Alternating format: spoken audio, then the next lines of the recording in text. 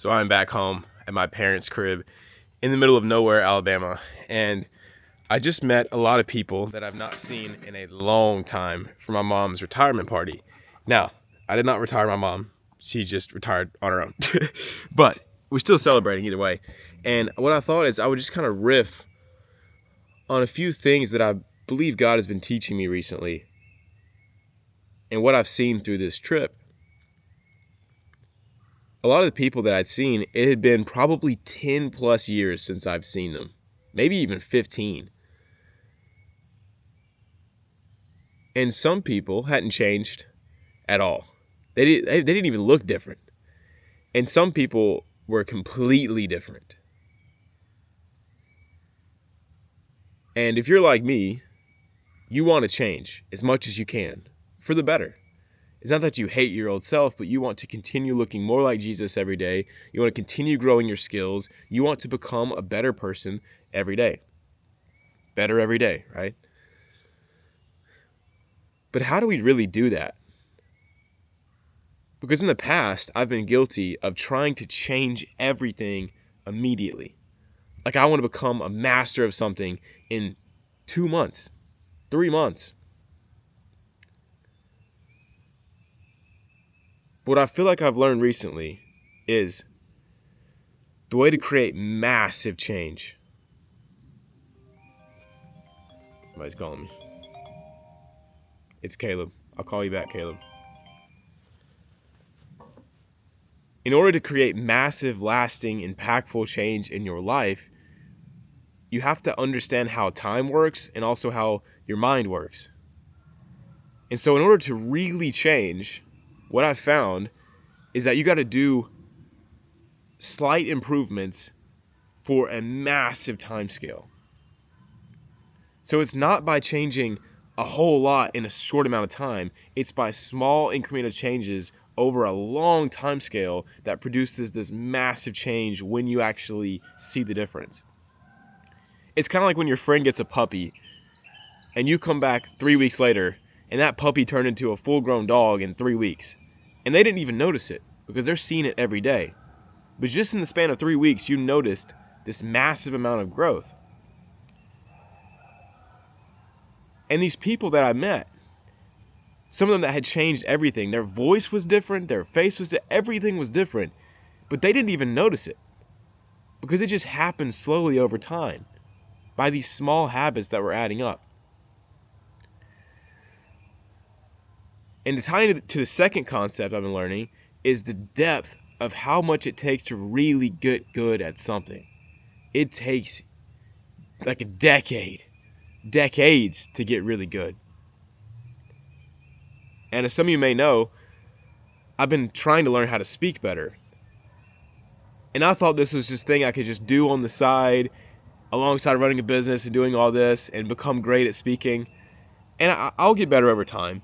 But I'm realizing that, man, you have to pour your heart and soul of everything you have into something to truly become the best. I was listening to one of these videos versus a video from Jim Rohn, I think. And this guy is just a freaking master at speaking.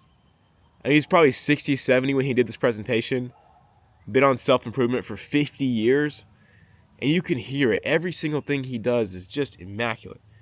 Like right now in this video, I've already discussed like probably 4 concepts. My brain has gone 4 different ways. You probably don't even know what I'm talking about anymore, and I apologize. I'm trying to practicing it better. But this guy, every single thing ties back to his main point. And he has a story. And he doesn't say any ums, no likes. You just kind of fall into a trance listening to him because he's so good at speaking. And so I'm walking this morning thinking about, man, I really should take that whole 2-hour speech, transcribe it. I should count how long he actually pauses between sentences. I should count how many times he uses a story to back up his point.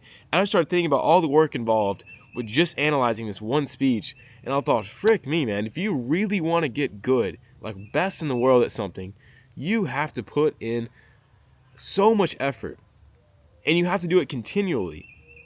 So coming back to the point earlier is it's going to be very hard to do something to be great at something that you don't love and have this innate passion that God has given you about the thing. Otherwise, you won't have the will and the grit to stick with it past 3 months, 6 months. And I don't know about you, but I feel like we've kind of been lied to by the online business space and the usual business guru, and honestly just how the algorithm works and how our brains want to see things. It's our fault, guys. We want things to be easy. Therefore, people tell us it's easy. So we feel like, yeah. And when someone says it's hard, we're like, I don't want to listen to you.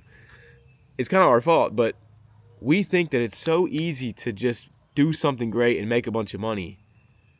But it's just not true. It takes time.